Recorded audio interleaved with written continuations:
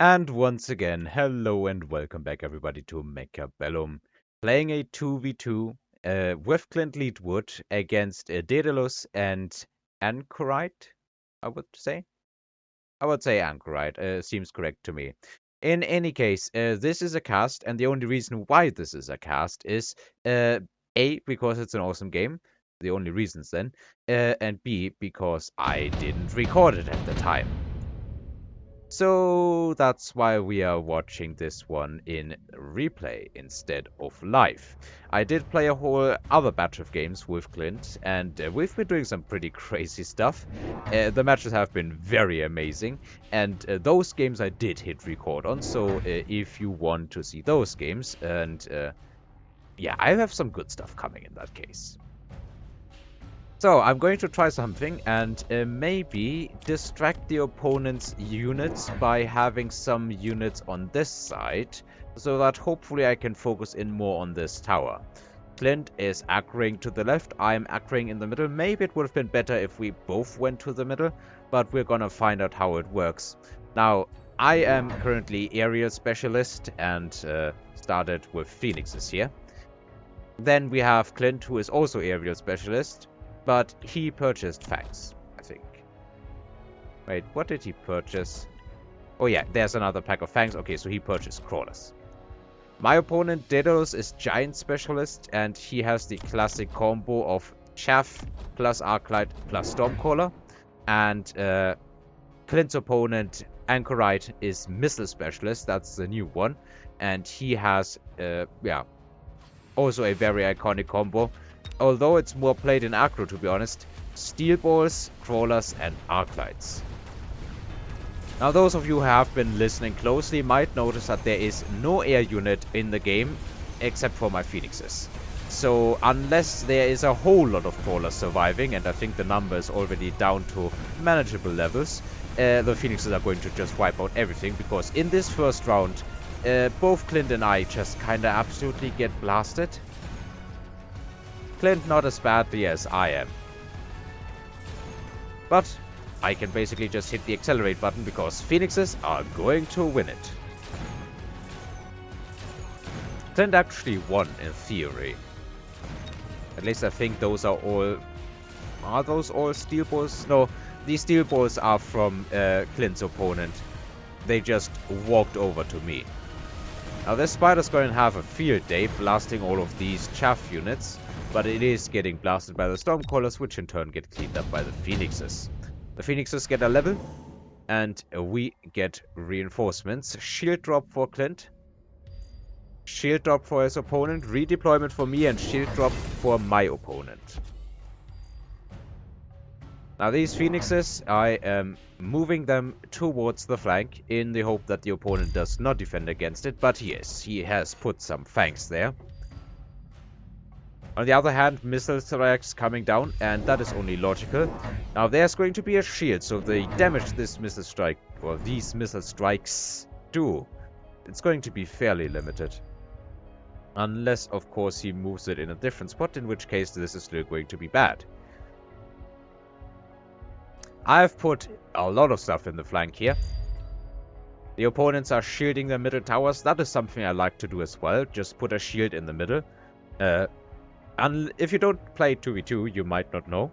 But if you just throw a shield in the middle, or if you try to do that with normal shield devices, you actually can't. Because this is the edge of your board. You cannot deploy a shield further than this.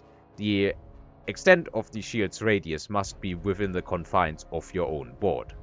I think this also applies to flanks. You cannot extend it beyond about here. But shield devices can do that, these shield drops. What's it called? Shield airdrop, that's the one. So we do have a load of crawlers that can move in on the flanks and hopefully keep the skies clean for the phoenixes. Meanwhile, on this side we have Clint, who is cleaning up other air or anti-air units. So far we have no marksmen or phoenixes, even overlords, wasps. Nothing to really counter phoenixes per se. These phoenixes are slowly but surely eating their way through the remnants of 2 fang packs. We have a couple more fangs here, but it seems Clint has once again won his side of the board, and it looks like he's gonna get his opponent's shield. There isn't enough fangs even under the tower debuff. Phoenixes will still one-shot those.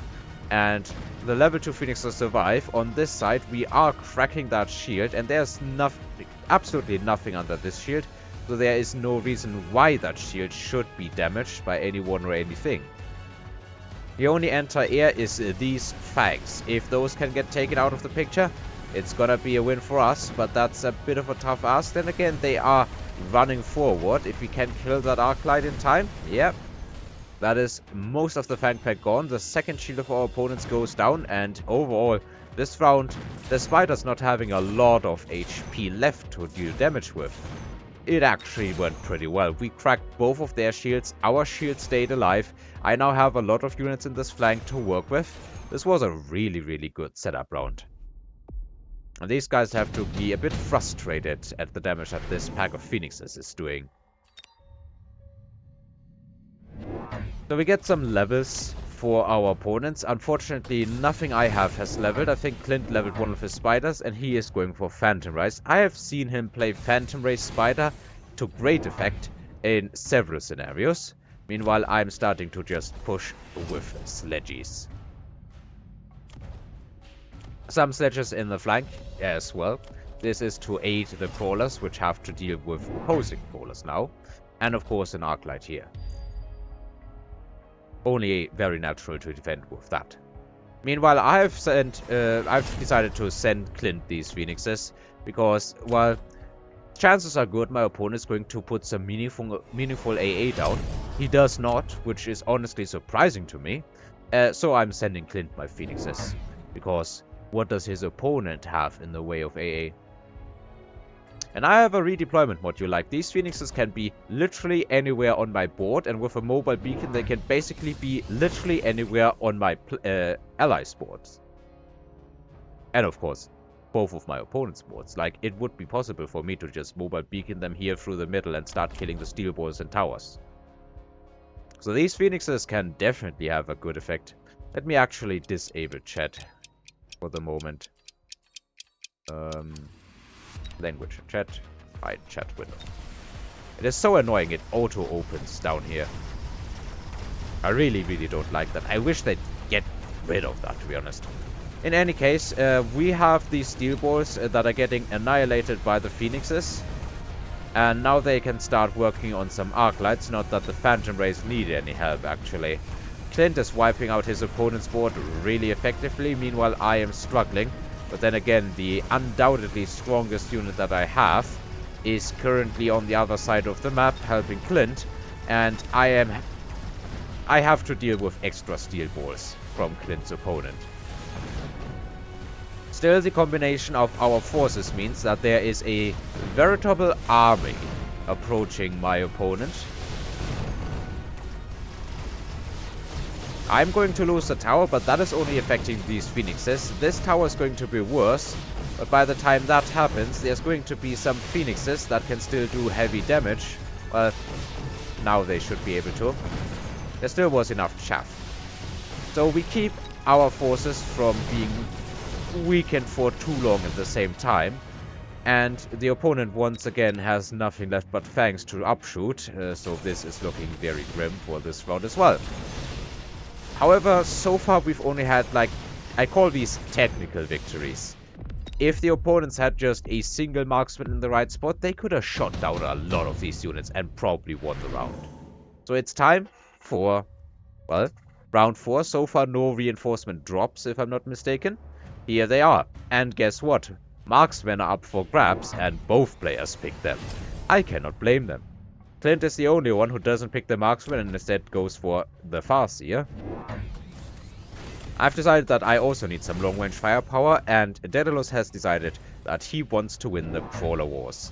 He's put Crawlers in both spaces last round, and he is now also countering my units with the Replicate tech. Meanwhile, I decide that it might be a good time to have those Phoenixes at the front. I don't know why I decided that, because, let's be honest, what are the odds these guys are going to take the free carry marksman and just try and snipe down these balls on approach, because, well, they have been a bit of a pain for me. I don't know why, but what was his name again? Anchorite has decided to throw the assault marksman tag on his carry marksman, which makes them inferior in range to these tarantulas by quite a lot, but of course a lot more tanky, and they get 9 meters of AoE. Basically, these are carry arclights with a higher rate of fire now, and less range, and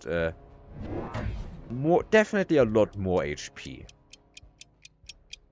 It's a weird thing, but yeah, effectively they are like carry arclights. Maybe I should start playing carry assault mode marksman like I play carry arclights. I'm not sure. I mean, I have EMP on the Phoenixes, so maybe I can get by. Maybe I should try that in the future. But yeah, the Phoenixes are too fast, the steel balls are too slow, whatever way you wanna see it. However, against the amount of anti-air the opponent has, this should work, although the mobile beacon is far from perfect. They have been out of the fight for the majority. However, with the marksman now backing up as far as firepower is concerned, even though the replicate went off pretty well, I am starting to make some headway on my side of the board. Meanwhile, Clint over here is just plain dominating. However, having your marksman die to steel balls, and the steel balls will in all but certainty level, that is a bad thing to happen. I'm losing my tower as the steel balls, as the crawlers start replicating on my sledges. Yeah, these steel balls are now level 3, or can level to level 3. This ain't great. My Phoenixes get the tower, mitigate the damage, because, of course, this means that my ally isn't stuck alone under a tower debuff. These marksmen are more than capable of getting rid of my Phoenixes. We have another tower debuff about to happen to Clint. And right now, I don't think it matters all that much, it's just chaff dying. Well, here it's a spider dying. That is more significant. The marksmen are about to start hitting the Phoenixes, and that is not great. It looks like our opponents are going to take this round home. As I said before, once they have some meaningful anti-air, this is actually going to not allow us to win that easily.